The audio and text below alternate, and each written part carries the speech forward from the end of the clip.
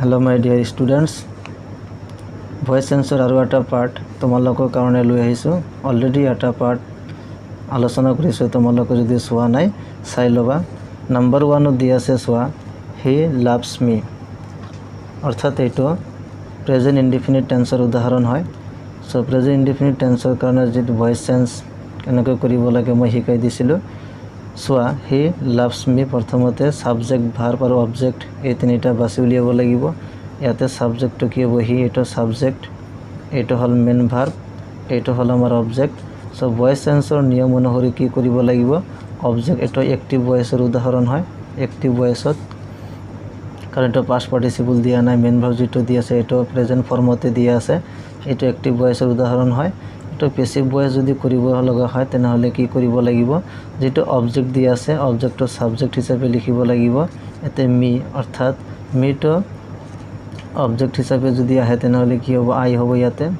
আৰু মিৰ পৰিৱৰ্তে কি হয়, আই। মি থাকিলে আই বহাব লাগে আৰু আই থাকিলে কি বহাব লাগে, মি বহাব লাগিব। সো আই, যেহেতু এটা প্রেজেন্ট ইনডিফিনিট টেন্সৰ উদাহৰণ হয় তেনেহলে be verb, am, is, are এই তিনিটাৰ ভিতৰত যিকোনো এটা বহাব লাগিব।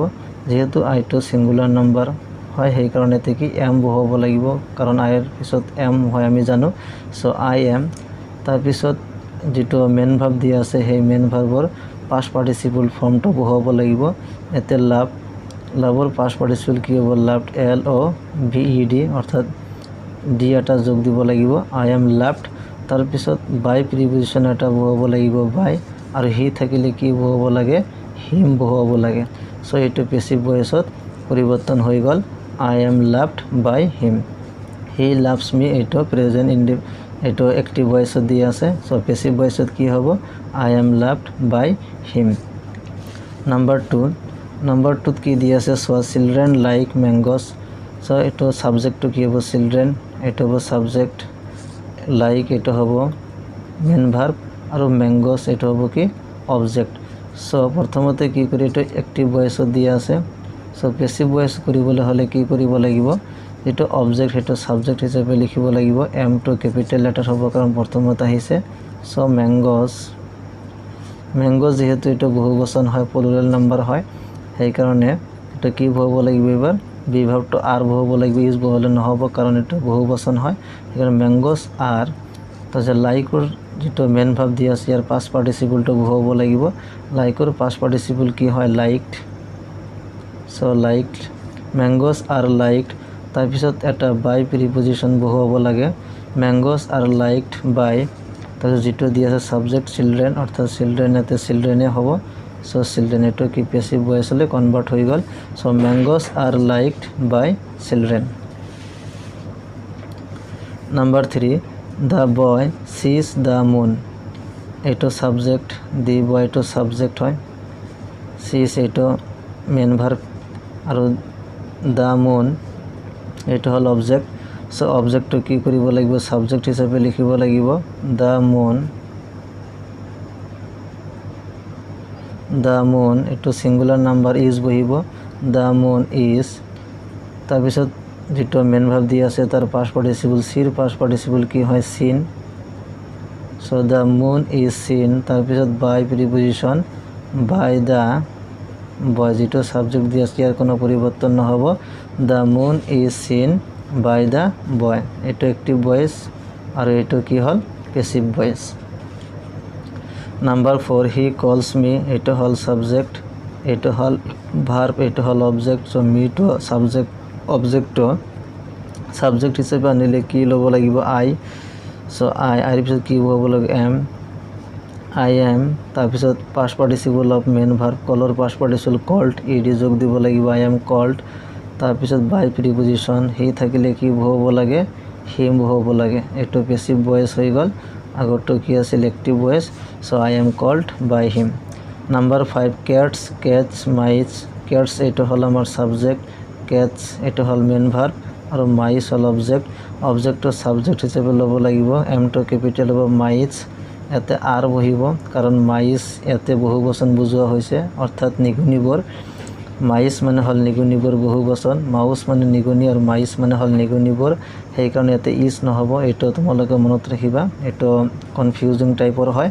চ' মাইছ আৰ হ'ব, মাইছ আৰ কেটছৰ যিটো পাষ্ট পাৰ্টিচিপল এইটো কট, CAUGHT কট। তাৰপিছত এটা বাই প্ৰিপজিশ্যন বহাব লাগিব। চ' mice are caught by cache, CATS cache. এইটো হ'ল আমাৰ পেছিভ ভইচ, এইটো হ'ল আমাৰ active voice. So' mice are caught by cache.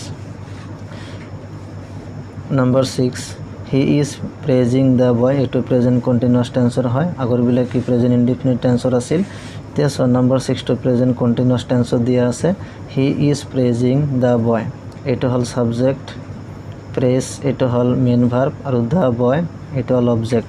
So' main ভাৰ্বৰ লগত কি ING যোগ হৈছে, সেইকাৰণে এইটো কি হ'ব প্ৰেজেণ্ট কণ্টিনিউৱাছ টেন্স। চ' অবজেক্টটো ছাবজেক্ট হিচাপে লিখিলে হ'ব দ্য বয়, তো ছিংগুলাৰ নাম্বাৰ সেইকাৰণে ইজ বহিব, দ্য বয় ইজ।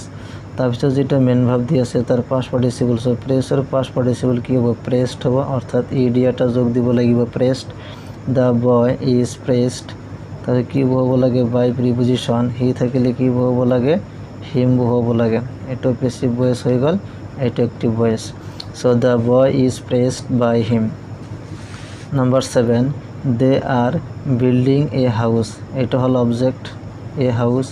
বিল্ড এইটো হ'ল মেইন ভাৰ্ব, তাৰ লগত ING, গতিকে এইটো কণ্টিনিউৱাছ টেন্সৰ উদাহৰণ হয়, এইটো বি ভাৰ্ব, আৰু দেটো হ'ল ছাবজেক্ট। গতিকে অবজেক্টৰ ছাবজেক্ট হিচাপে লিখিব লাগিব, এইটো কেপিটেল লেটাৰ আহিব, এ হাউচ এটা ঘৰ, এ হাউচ সেইকাৰণে এইটো ইজ বহিব, ছিংগুলাৰ নাম্বাৰ যিহেতু। এ হাউচ ইজ, বিং এটা বহাব লাগিব, আগতটো চোৱা দি বয় ইজ, ইয়াতে এটা বিং হ'ব, এইটো ভুল হৈছে চোৱা, বিং এইটো এটা বিং হ'ব, কাৰণ কণ্টিনিউৱাছ টেন্স হোৱাৰ কাৰণে যিটো পাষ্ট পাৰ্টিচিপল ফৰ্ম আছে তাৰ আগতে এটা কি বহাব লাগে বিং এটা বহাব লাগে। So' the boy is being praised by him. So' ইয়াতে বিং এটা বহাব লাগিব, বিংটো কিয় বহিছে কণ্টিনিউৱাছ টেন্স হোৱাৰ কাৰণে। চ' a house is being build, অৰ্থাৎ বিল্ডৰ যিটো পাষ্ট পাৰ্টিচিপল এইটো কি হয় বিল্ড হয়, LT দিব লাগে build. So' a house is being build by, they থাকিলে কি লিখিব লাগে দেম লিখিব লাগে, দে থাকিলে কি হয় দেম। এইটো হ'ল আমাৰ পেছিভ ভইচ, এইটো হ'ল আমাৰ active voice. So' they are building a house, so' a house is being build by them. Number 8, he is reading a story book, a story book, আচ্ছা এইটো অবজেক্ট হ'ব।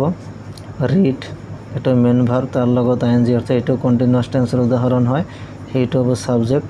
চ' অবজেক্টটো প্ৰথমতে কিহত আনিব লাগিব ছাবজেক্টত আনিব লাগিব। এ ষ্টৰি বুক এইটো কেপিটেল লেটাৰ হ'ব। So' a story book, a story book এক বচন অৰ্থাৎ ছিংগুলাৰ নাম্বাৰ, সেইকাৰণে ইয়াতে ইজ বহিব। এ ষ্টৰি বুক ইজ, ৰিডৰ পাছৱৰ্ড বিং এটা বহাব লাগিব, কণ্টিনিউৱাছ টেন্স সেইকাৰণে ইয়াতে কি এটা বহাব লাগিব being. So' story book is being, তাৰপিছত past participle of main verb, so' ৰিডৰ পাষ্ট পাৰ্টিচিপল কি হয় ৰিড হয়। Story book is being read, তাৰপিছত বাই প্ৰিপজিশ্যন, তাৰপিছত হি থাকিলে কি হ'ব হিম। চ' এইটো পেছিভ ভইচ, এইটো active voice.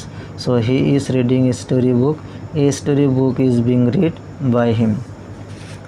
Question number 9, she is doing the work, অৰ্থাৎ এইটো কিহত দিয়া আছে এক্টিভ ভইচত দিয়া আছে। শ্বি এইটো হ'ল ছাবজেক্ট, এইটো ভি ভাৰ্ব, ডু হ'ল মেইন ভাৰ্ব, তাৰ লগত ING কণ্টিনিউৱাছ টেন্স হয়। দ্য ৱৰ্ক এইটো হ'ল অবজেক্ট। চ' এইটো এক্টিভ ভইচত দি আছে। চ' পেছিভ ভইচ কৰিবলৈ হ'লে অবজেক্টটো ছাবজেক্ট হিচাপে ল'ব লাগিব, দ্য ৱৰ্ক, দিটো কেপিটেল, দ্য ৱৰ্কটো ছিংগুলাৰ নাম্বাৰ সেইকাৰণে ইজ বহিছে। দ্য ৱৰ্ক ইজ, বিং এটা বহাব লাগিব কাৰণ এইটো কণ্টিনিউৱাছ টেন্সৰ উদাহৰণ। দ্য ৱৰ্ক ইজ বিং, তাৰপিছত past participle of main verb, ডুৰ পাষ্ট পাৰ্টিচিপল কি লিখিব লাগিব ডান হয়, চ' ডান লিখিব লাগিব। The work is being done by preposition, she থাকিলে কি হয় হাৰ, হি থাকিলে হিম, আৰু শ্বি থাকিলে হাৰ, সেইটো পেছিভ ভইচ লৈ পৰিৱৰ্তন হৈ গ'ল। So' the work is being done by her. Number 10, they are playing cricket, so' cricket এইটো হ'ল আমাৰ অবজেক্ট, ক্ৰিকেট। প্লে এইটো হ'ব মেইন ভাৰ্ব, মেইন ভাৰ্বৰ লগত কি ING যোগ হৈছে, চ' এইটো কণ্টিনিউৱাছ টেন্স। দে এইটো হ'ল সাবজেক্ট গতিকে অবজেক্ট সাবজেক্ট এক্টিভ ভয়েসের উদাহরণ active voice to passive voice কৰিবলৈ হলে অবজেক্টকে সাবজেক্ট হিসাবে লিখিব লাগিব so cricket to singular number হয় ক্ৰিকেট সো ইজ বহিব ক্ৰিকেট ইজ তাৰপিছত বিং এটা বহাব লাগিব কাৰণ continuous tense cricket is being play past participle কি হ'ব played ED cricket is being played তাৰপিছত বাই প্রিপজিশন দে থাকিলে কি বহাব লাগে দেম বহাব লাগিব সো এটা পেসিভ ভয়েসলে পরিবর্তন হয়ে গল so they are playing cricket ইয়ার পেসিভ ভয়েস আনসারটা হবে cricket is being played by them